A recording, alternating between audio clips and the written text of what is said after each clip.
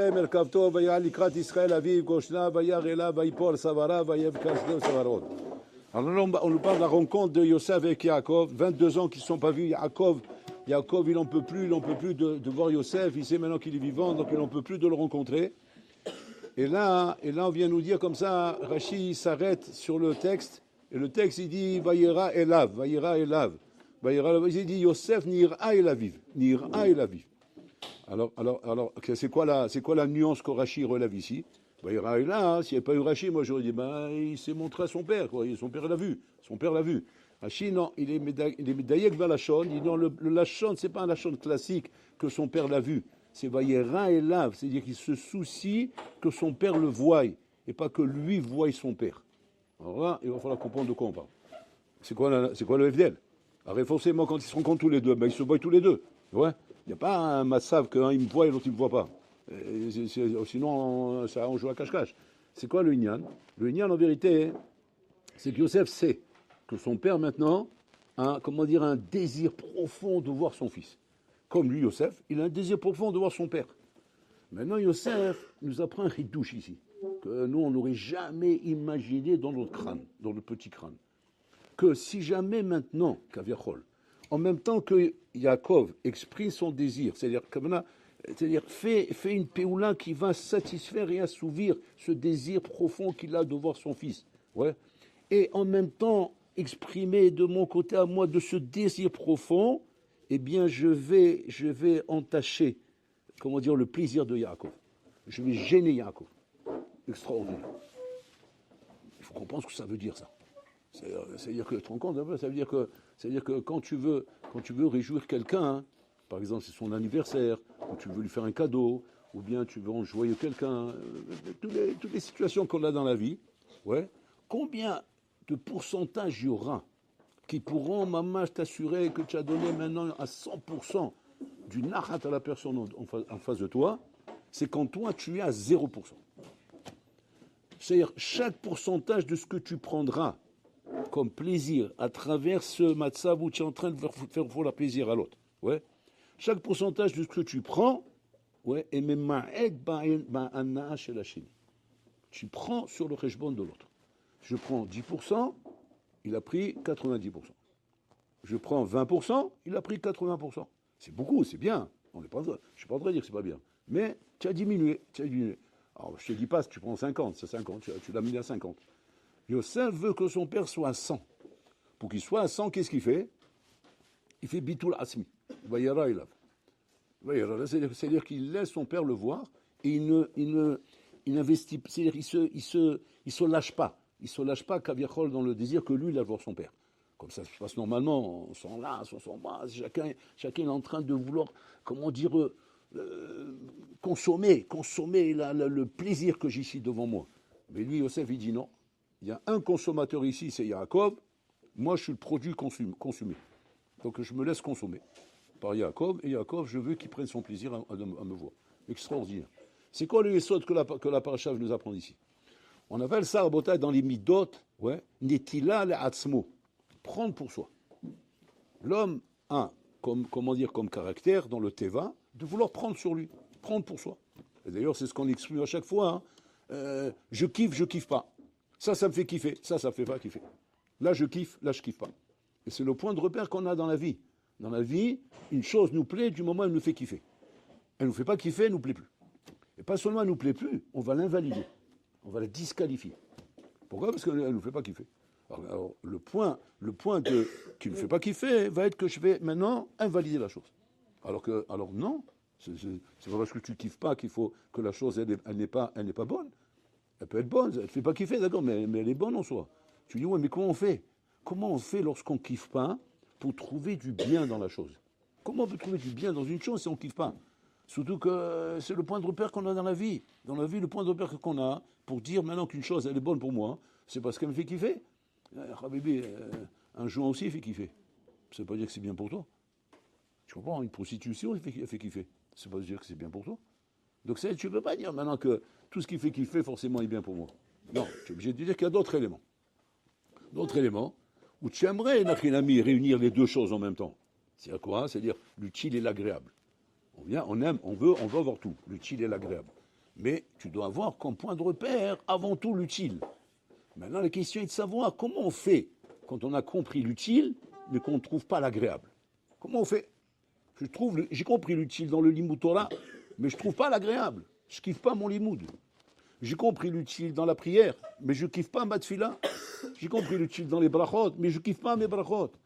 Alors tu vas dire quoi? Alors, bon, je vais le faire. Je vais le faire pourquoi? Parce que je n'ai pas le choix, je suis obligé. Sinon, je vais finir avec Kafakela, c'est au tennis. Je vais finir chez Mishmor, ou bien Hipoutakel, et moi je n'ai pas envie de ça. Alors par peur, par crainte, par soumission, moi je vais me soumettre, mais c'est pas une vie heureuse ça. C'est une vie malheureuse. Tu te rends compte un peu que Bonhomme en Botaï, toute sa vie, il a pratiqué sa Torah et ses mitzvot de Rabotaï sans kiffer. Sans kiffer. Mais maintenant, il est suffisamment intelligent, il est suffisamment fort pour se dire, El Malasot. C'est pas parce qu'on ne kiffe pas qu'on va pas faire. Je vais pas devenir un cow-boy dans ma vie parce que je kiffe pas. Si toi t'es un Tamid Chacham, ben je serai un Tamid Chacham. Je kiffe pas. Mais je serai un Tamid Chacham. Ça, Vadaï, que c'est pas bon. Hachem, il dit là-bas dans le Navi, dans Irmia, il dit là-bas, il dit, Lama martem, Sha Torah sheli lo tova, lo metuga. Pourquoi vous me dites que ma Torah n'est pas belle, ma Torah n'est pas ça, ma Torah n'est pas ça? Et quand les Bnei Israël, ils ont entendu la Torah de Irmia au Navi, ils sont tous révoltés. Ils disent, mais on n'a jamais dit ça. Quoi? Irmia, comme ça, il t'a dit? Comme ça le Navi? Mais on n'a jamais dit ça, nous. On n'a jamais dit que la Torah n'est pas belle, qu'elle n'est pas comme ça, qu'elle n'est pas comme ça. Alors, de quoi il parle, le Navi? Et là-bas, il explique le Radak. Là-bas, il dit non, vraiment, vous n'avez jamais dit ça. C'est émet. C'est émet, vous ne l'avez jamais dit. Mais votre comportement laisse apparaître ça.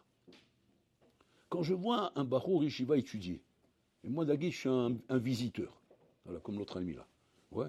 Et maintenant, il voit le Bachour étudier, mais il voit Habibi, on dirait un constipé, ouais, en train de chercher à se dégager. Tu vois?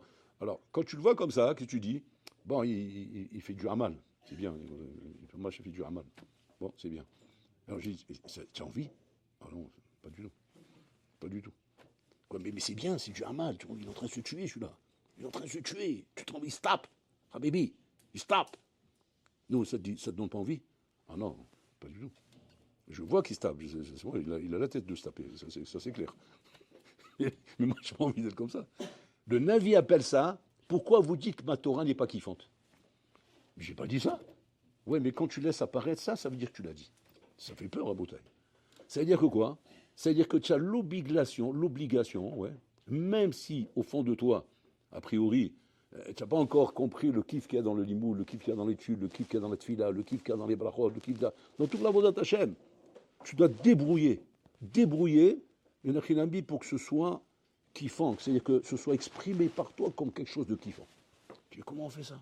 Echosim d'avoir casé. Alors regardez, il y a deux yesodot qui se ressemblent mais qui ne sont pas pareils. Et que là-bas, il ne faut pas se tromper. Il y a ce qu'on appelle l'olam yasok adam batorah mitor shelo lishma, shemitor shelo lishma balishma.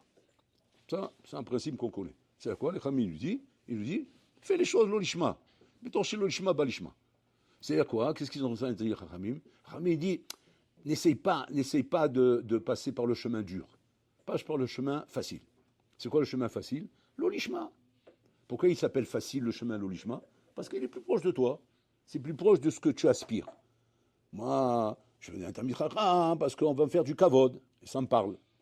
Je veux connaître la Torah parce que j'aurai des bonnes relations. Et ça me parle. Etc.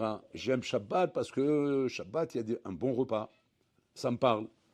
Maintenant, si je te pose la question et je te demande comme ça, ouais, ça, c'est ça la matara? Pas du tout. Mitor shelo lishma, ben lishma. La matara, c'est lishma. La matara, c'est lishma. Donc, ça veut dire que quoi? Tu dois arriver à un stade où même si on ne t'appelle pas rabbi, même si on ne fait pas de kavod, même si Shabbat, tu finis avec un falafel, une boîte de thon, ouais, tu es capable de sentir le onek Shabbat. Bon, je ne suis pas là-bas encore. Pour l'instant, moi, il faut que ce soit, il faut que ce soit la grande bouffe. Alors, quand c'est la grande bouffe, là, effectivement, je sens le onek Shabbat. Mais d'arriver à sentir onek Shabbat, mais pas de vamelach, wow, ça c'est un autre sipo. Mais c'est le but. Tu dois arriver à ça. Tu dois arriver à mamash à savoir que Shabbat et Nachinami est capable de te donner son oneg Même si une chinami, il n'y a pas forcément tout ce qui est à table. D'ailleurs, c'est pas pour rien que Rabbi Kiva disait Assez Shabbat chol v'altistarel la beriot. Fais ton Shabbat chol. Chol, c'est-à-dire mange à table comme un repas de chol. Pourquoi? Pour ne pas avoir besoin de demander au beriot. C'est-à-dire, on ne va pas tendre la main pour avoir un Shabbat. On est, fais ton Shabbat chol. Maintenant, on parle de qui? On parle d'un bonhomme qui a la madriga de sentir. On est que Shabbat en étant chol. Si tu n'es pas là-bas, miton shilo lishma balishma, ne bouge pas. Ça, c'est un principe. Il y a un deuxième principe qui ressemble et qui n'a rien à voir. Parce que ce premier principe-là, c'est un principe pas bidiava, c'est un principe lechatrila. C'est-à-dire, lechatrila, tu es obligé de passer par l'olishma pour arriver à l'ishma. Tu ne peux pas te dérober. En malasot. En malasot, c'est aller contre ton teva, et contre ton teva, tu vas exploser. Tu vas péter un câble. Deuxième cas, qui ressemble et qui n'a rien à voir, c'est netila le'atzmo. Quand un bonhomme, il te dit par exemple, étudie la Torah, c'est bien, rouler. Il va te dire maintenant, qu'est-ce que ça me donne? Qu'est-ce que ça m'amène? Manim kabel misé. Wow, ça c'est Mesoukan. Ben quoi, c'est mitor chez l'olishma balishma? Rien à voir. Ça n'a rien à voir. Ce sont deux inyanim qui se ressemblent, mais qui ne sont pas pareils. Netila l'asmo et l'olishma, ce sont deux inyanim qui n'ont rien à voir. Rien à voir. Chachamim nous témoignent. Mitor chez l'olishma balishma. Et tu n'aie pas peur. N'aie pas peur du lolishma. Il t'amènera au lishma. Tu n'aie pas peur de ça. Tu arriveras au lishma. Mais par contre, Nitila l'asmo, sauve-toi. Touche pas à ça. Parce que là-bas, Nitila l'asmo, ça devient une ashkafa traim. Ça devient une ashkafa de vie, Rabotai. Comme j'ai commencé le cours, c'est quoi l'ashkafa de vie, Rabotai? Ça ne fait pas kiffer. Je kiffe pas. Il y a je kiffe pas et il y a l'olishma. Ça, c'est deux choses qui n'ont rien à voir. Un bonhomme qui base tout son attachement à une chose, par rapport au kiff que ça lui procure à Botaï, c'est un bonhomme qui n'arrivera jamais au lishma. Il n'arrivera jamais. Alors qu'un bonhomme à Botaï qui est l'olishma arrivera au lishma. C'est quoi la différence entre les deux? C'est quoi la différence? La différence, elle est comme ça à Botaï. Comme maintenant, moi, un ami, je suis prêt maintenant à faire les choses l'olishma, pour arriver au lishma. Pourquoi le lolishma peut m'amener au lishma à Botaï? Parce qu'en vérité, le lolishma à Botaï, c'est pas kaviachol, quelque chose que je mets comme un paramètre impératif. C'est-à-dire que sans cela, non. Sans cela, je ne suis pas prêt à avancer. Simplement, je cherche simplement, un rendre agréable. Un rendre agréable mon approche à la Torah. Les Chachamim te disent, il n'y a pas de problème à ça. Il n'y a pas de problème de rendre agréable ton approche à la Torah. Si tu peux faire les choses d'une manière agréable, pourquoi les faire d'une manière désagréable? Hachem n'est pas content de te voir te forcer à faire des choses d'une manière désagréable. Si tu peux trouver agréablement pour faire ces choses-là, au contraire, fais-le. Maintenant, nous on avait peur. Jusqu'à que les Chachamim nous dévoilent le sod. Mais tant que les Chachamim ne nous avaient pas dévoilé ça, ça fait peur. On dit, attends, je cherche le côté agréable. C'est peut-être le deuxième yesod qui est le côté kiff, et que là, je suis en train de me perdre. Non, n'aie pas peur. Pourquoi? Parce que tu ne poses pas ça comme une condition impérative. Une condition où sans cela, il n'y a pas. Non, tu n'es pas en train de dire ça. Tu es en train de dire simplement que si je peux arriver à m'approcher de ta Torah d'une manière agréable, alors vadaï qu'au contraire, je serai encore plus investi. Mais vadaï que si jamais il va arriver des cas où ça ne sera pas agréable, parce qu'il arrivera forcément des cas, ce ne sera pas toujours agréable, mais vadaï que je me soumets. Baruch, je me soumets. Ça, c'est bon. Ça, Harmidi, ça, c'est bon. Mais quand le bonhomme, il te met à une condition, si je ne kiffe pas, alors non. Pourquoi? Parce que j'ai trop d'amour de moi-même. Et quand je sens que je ne kiffe pas, je sens que je me sacrifie. Et quand je me sacrifie, là, je n'existe plus. Et quand c'est comme ça ne vaut plus rien. Ça, c'est dangereux. Ça, c'est Mesouka. Ça, c'est pas Mitoshilo Lishma Balishma. Ça, c'est un truc qui ne t'amènera jamais à l'Ishma. Et ça, il faut attention, Rabotel, parce que ça, c'est une maladie de la société d'aujourd'hui. C'est une maladie de la société. Aujourd'hui, on nous a inculqué comme un culte, à travers les médias, à travers la communication, etc. Une chose ne vaut quelque chose dans ce monde que si elle fait kiffer. Une chose qui ne fait pas de kiffer, elle ne vaut rien. Ça y est. Ça, c'est une équation qu'on a posée, c'est signé, c'est fini. Nigmar Asipour. Même un chidour aujourd'hui, on va chercher une fille pour se marier, il faut qu'elle fait kiffer. On va pas mettre en avant, Rabotaï, le paramètre du lishma. Ou simplement, on va chercher un côté de l'olishma pour arriver à l'ishma. Parce qu'on a compris que la matara, c'est d'avoir une échetraïl. Il dit non, attends, avant échetraïl, moi, il faut qu'elle soit kiffante. Si elle n'est pas kiffante, il n'y a pas, ça ne m'intéresse pas, moi. Là, tu as un problème. Pourquoi? Parce que tu n'arriveras pas à la matarda, tu n'arriveras pas au émettre avec ça. Parce que tu es trop concentré sur toi-même, trop avec toi-même. En fait, si vous voulez, dans le langage courant, c'est le yesod qu'Hachem il a fait quand il a créé l'homme. Il a dit, je vais créer l'homme Betselem Elokim. Qu'est-ce qu'Hachem il m'hadesh quand il dit, je vais créer l'homme Betselem Elokim? Betselem Elokim, c'est-à-dire que la force de création. Il y a l'homme qui n'est pas Betselem Elokim. C'est qui, Rabotai? C'est le monde goy.